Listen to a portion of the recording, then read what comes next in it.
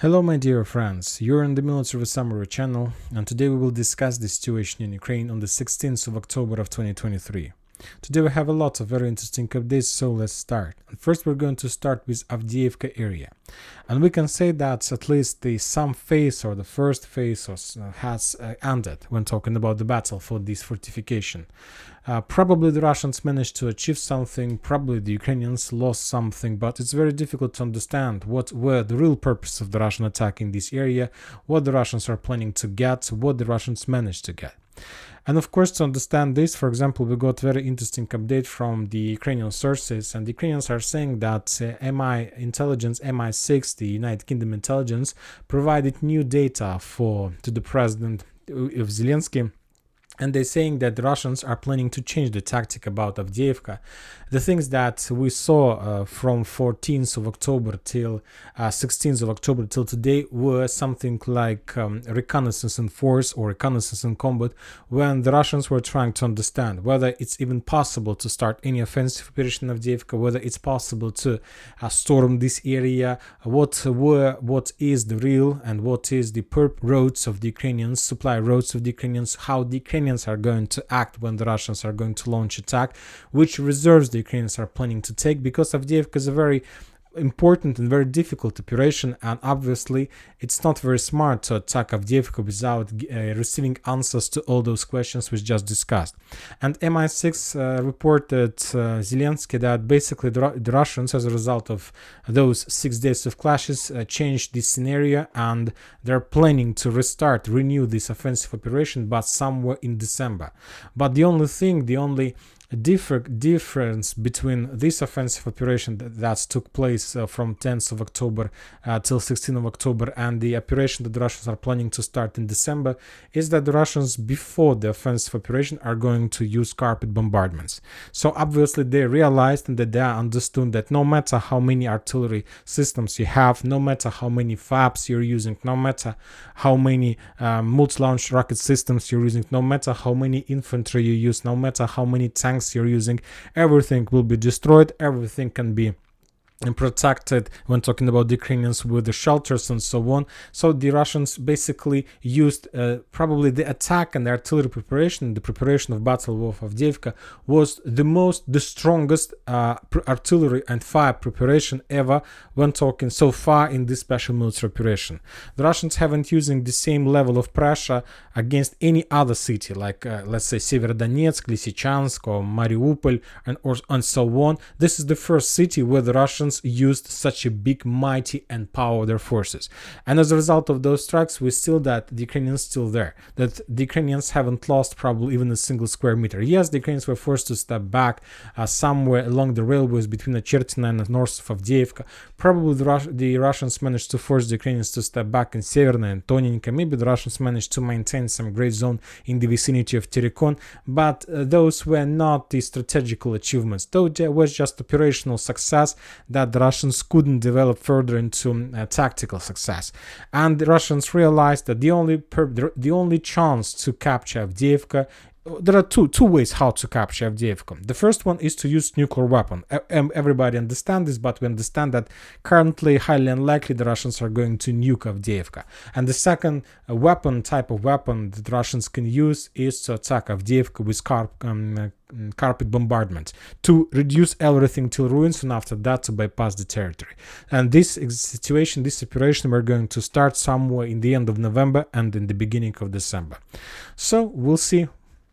When talking about the entire situation in this area, also other Russian sources reported that during the previous days, the Russians managed to destroy a significant number of Ukrainian armored vehicles and tanks in this area. But that was, to tell the truth, those updates were just a regular speculation. The Russians haven't destroyed hundreds of Ukrainian armored vehicles and 50s of Ukrainian tanks.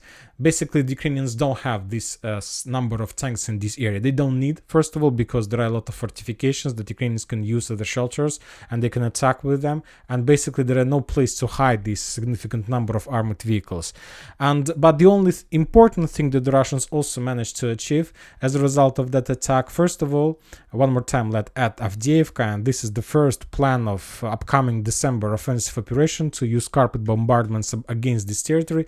And the second thing that the second question that the Russians might found an answer is what exactly the Ukrainians are going to do when the Russians will attack the Ukrainians with significant number of forces, like in direction of Stepova and in direction of Tonenka and in direction of Severna and so on.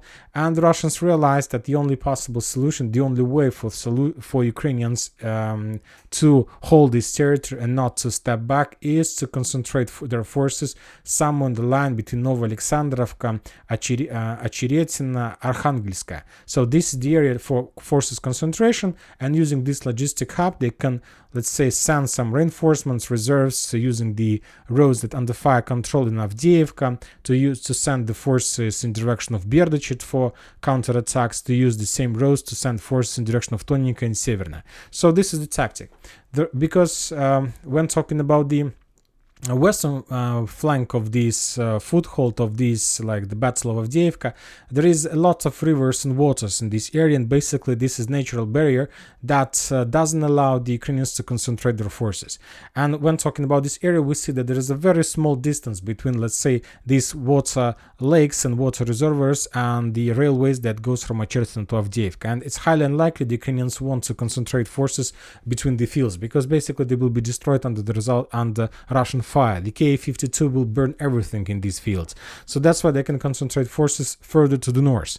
And the Russians during that Avdiivka, let's say, small operation, attacked many times the railway station in Ocheretina, and the Russians attacked the railway stations and logistic hubs in Pokrovsk. And as a result of those strikes, the Ukrainians lost significant number of forces.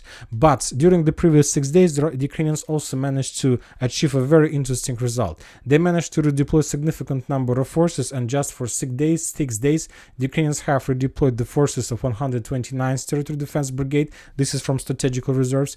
The Ukrainians managed to redeploy the forces of 31st Mechanized Brigade, and by the way, I'll remind you that exactly this brigade was damaged in Ocheretina during the 10th of October as a result of a missile strike. Up to 90 soldiers were killed and 10 vehicles. Furthermore, the Ukrainians managed to redeploy and concentrate the tactical and operational reserves from the fields, from the cities in this area, like let's say 53rd Mechanized Brigade and many other forces. So they managed to concentrate very fast and to create a encircled and rounded defense, so to defend themselves all over the circle in Avdiivka. So this is a very important information. That was obviously priceless information that the Russians currently try to analyze, and they're going to make some conclusions, and they will correct the Avdiivka operation, and probably the second phase is going to pass much smooth in comparison with the previous phase that probably finished today. When talking about the Ministry of Defense report, the Russians reported that as a result of clashes on Donetsk direction, the Ukrainians lost up to 460 soldiers, 17 armored vehicles, including 3 tanks and 6 artillery systems. So significant losses. The Ukrainians continue publishing videos and photos of very fierce clashes on the south of Avdiivka. There were very heavy clashes. The Russians, as a result of attack, managed to force the Ukrainians to step back. They captured lots of territories below the railways, and they forced the Ukrainians to step back on top of railways. Then the Ukrainians started clearing this territory with grenades, with the FPV drones, and there were a lot of losses from the Russian side. Also, there was a video that shown us the results of clashes, the process, how the Russians were storming the bridge on the Donetsk road. There were also very fierce clashes. The Russians had some losses, and as a result of those attacks, the Russians managed to penetrate the Ukrainians' defense belt, and basically the Ukrainians were forced to step back. But currently the Russians need to dig in deeper and to save control over this territory during the upcoming Ukrainian counteroffensives that obviously are going to take place within the next few days. Furthermore, the Russians continue bombing and attacking the Ukrainians in Pervomaiska. But when talking about Pervomaiska, this is just a regular routine. The only thing that we need to mention is that the Russians moved their artillery focus further to the west. The Russians used to attack the Ukrainian positions closer to the Russian positions in Peski, but now they moved their focus closer to the western edge of the city. And this is also very important note that they are forcing the Ukrainians to step back, and they're clearing the area and roads for their forces, probably for the next wave of attack in this direction, if this next wave of attack is going to take place ever. And the Russians continue effective counter-artillery duels. For example, in this video we see how the Russians managed to discover the Ukrainian position, artillery position, that Ukrainians Polish crab that the Ukrainians were using to support their defenders in Avdiivka, and as a result of very accurate hit of Krasnopol, that artillery system was destroyed. So very accurate hit within a very long distance. When talking about the South Donetsk area, we continue receiving updates from Novomikhailivka, from this territory. The Russians launched another wave of attack. At least the Ukrainian sources are saying that this attack took place yesterday, the 15th of October. As we can see on this video, as a result of clashes for the first days, the Russians lost some armored vehicles. We can see them below on the bottom of this screen, like 2 armored vehicles were destroyed. The Russians sent another wave of armored vehicles, up to 4 machines, entered these trenches, and the Ukrainians bombed and attacked the Russians heavily using artillery. There were also mines. Some armored vehicles got on minefields. So there was a very bloody massacre in this area. The Russians were trying to penetrate and to get closer to Novomikhailivka from the south. But we see the problem. We see that the Russians during the previous weeks haven't managed to clear this territory and demine this territory from mines, and now they need to, let's say, to demine the fields using armored vehicles, which is not very nice tactic, because we saw the same in Rabotino, and we remember the loss of Ukrainian forces. Furthermore, the Russians continue bringing more heavy weapon to the combat line, like TOS flamethrower systems, and today the Russians tried to attack Novomikhailivka, but the Ukrainians were faster. They discovered the Russian flamethrower system, and as a result of counter-strike, that flamethrower system was destroyed. When talking about Antonovka and the cities that located on the west of Novomikhailivka, the Russians continue bombing this territory with FAB-500, trying to reduce the Ukrainians' reinforcements, the movements of Ukrainian forces and the reserves to Novomikhailivka, and so on. So the battle for Novomikhailivka continues. But one more time, I expect, and the Russians are able to get real success in Novomikhailivka only when they will launch offensive operation in direction of Novomikhailivka from the north. But currently the Russians are still trying to demine this territory, and they're very out of timings when talking about this direction. The Russians reported that as a result of fierce clashes on South Donetsk direction, the Ukrainians lost 70 soldiers, 2 armored vehicles, and 2 artillery systems. Another interesting updates are coming from Avdiivka tactical bridgehead. The Russians continue bombing and shelling the Ukrainian forces with all types of weapons they have, including 500 missiles and so on. And this is very important area, because the Ukrainians they failed their new wave of mobilization. Currently they have lack of forces and so on. And the Russians, by attacking in direction of Rabotino, South Donetsk, Novomikhailivka, Donetsk, Kupiansk, they forced the Ukrainians to use their strategical reserves. And if you take a look at this map, you see that most of the brigades that from Avdiivka tactical bridgeheads were redeployed. For example, we just a few days ago discussed that Ukrainians removed their Marines brigades 35th, 36th, 37th, and 38th to Kherson area for possible forcing the Dnipro River operation. Furthermore, the Ukrainians have removed some brigades from this area in direction of Avdiivka to reinforce and to repel the Russian attacks. So basically, there is a real big hole of reserves and of soldiers, of manpower in Velika Novoselovka. Furthermore, the Russians continue bombing this territory with the FAB-500s, and also there are very high chances that the Russians may concentrate forces and counterattack in this area, and the Russians are able to return significant number of square meters in this direction. But yet the Russians haven't started nothing like that. When talking about the battle for Zaporizhzhia, for Bradley Square, the Ukrainians are stepping back, they withdraw their positions, moving from the southern fields to the north in direction of the fields between Rabotino and Novodanilivka. The Russians are pushing from Verbova The Russians are pushing from Novoprokopovka. The Russians are pushing from Очеретовато. The Ukrainians are having losses and are forced to step back further and further. And while the Ukrainians are stepping back, the Russians attack their rare positions with FAB 500, with TOS flamethrower systems, which increase the number of losses like in many times. But this is not the only problem that Ukrainians have on this direction. For example, as a result of clashes on this area, the Ukrainians lost 55 soldiers. But the most fierce clashes, the most bloody clashes take place between Kopany, Nestyryanka, Novodanilovka. Today we got significant number of details and updates from this area, and if we increase the number of updates since the beginning of October, we're gonna see that there are very heavy clashes for this defense belt. The Ukrainians are pushing, the Russians are counter-attacking using FPV drones, using every single type of weapon they have. But let's discuss this in details. If you remember, a few days ago, the Ukrainians, as a result of an unexpected attack, managed to capture these trenches, and currently the Russians are trying to clear this territory using FPV drones. And for example, just for today, the Russians managed to discover at least 2 armored vehicles, 1 tank and 1 personal carrier, and as a result of FPV drone strike, both those armored vehicles were destroyed. Also, the Russians continue bombing and attacking the Ukrainians in trenches. On this video we can see how the Russians discovered the Ukrainian tank. This tank was abandoned by the Ukrainians. Maybe the Ukrainians were planning to use the tank for evacuation, but the Russians didn't allow them to do this. It was like a personal carrier, and as a result of FPV drone strike, that armored vehicle was destroyed.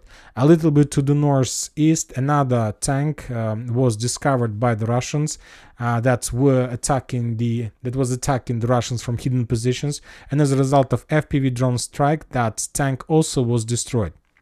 The Ukrainians from their side published another video, very interesting video, of some explosion, and the Ukrainians couldn't give us any explanation of that explosion, but all these things, all those events took place at the same area.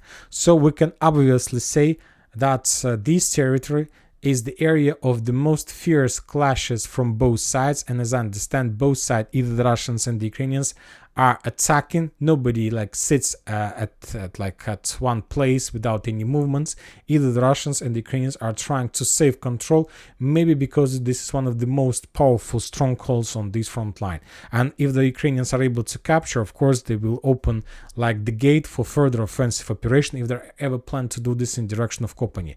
But from the other side, the Russians understand that if they are ever planning to counterattack the Ukrainians and to create a cauldron in Robotyne, they need to save control over this territory, and then it will allow them to counterattack to the north in direction of Novodanilovka. So this is a strategical area, and we see a very fierce battles and clashes for this foothold.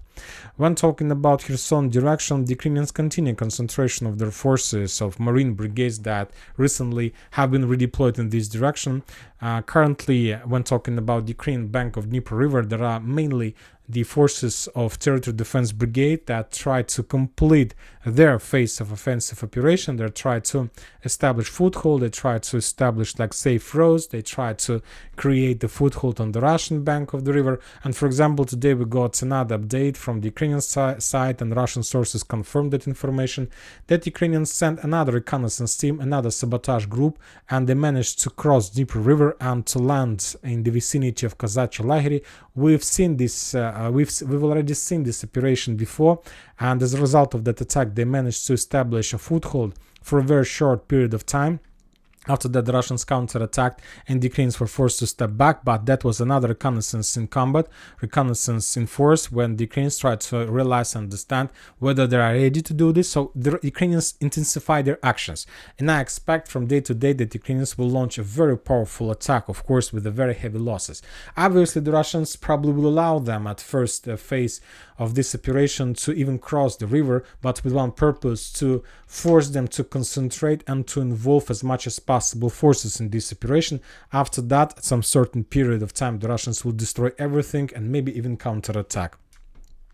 Furthermore, during the previous 24 hours, the Russians, as a result of clashes, destroyed and managed to damage and defeat up to 65 soldiers and 12 armored vehicles along the Dnipro River.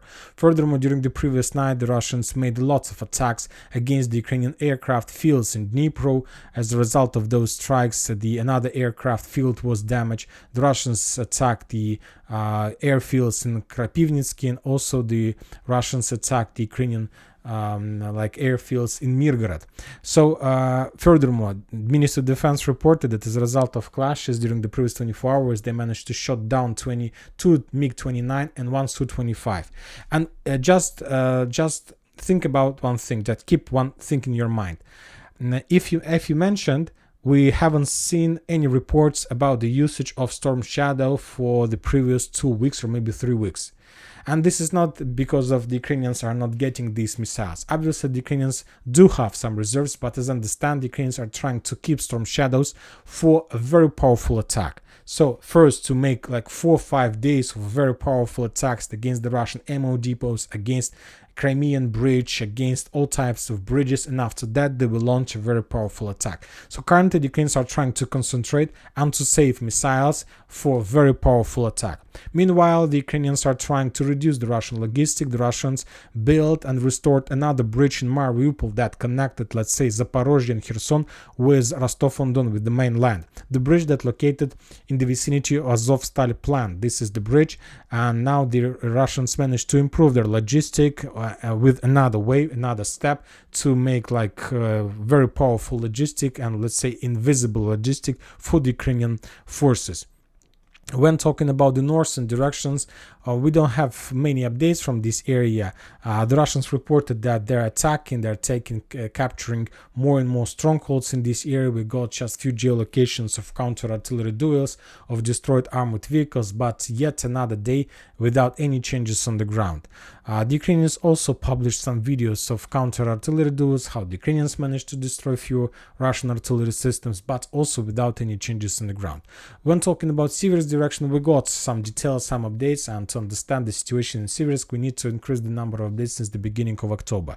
And according to these geolocations, we see that currently the Russians have at least 2 focus areas. The first area is the railways, railway tracks from Bilogorovka to Vyimka. This is a very area of Russian concentration. And the second area of Russian concentration is Sporne. We see how the Russians are bombing this territory. And if we take a look at updates just for 1 day, we see that the Russians continue attacking the Ukrainians in Sporne with FPV drones, yet without any attempts to storm this area. So maybe everything fits the Russians' requirements to destroy the manpower. Every time the Ukrainians bring more forces, they're just destroying them with FPV drones.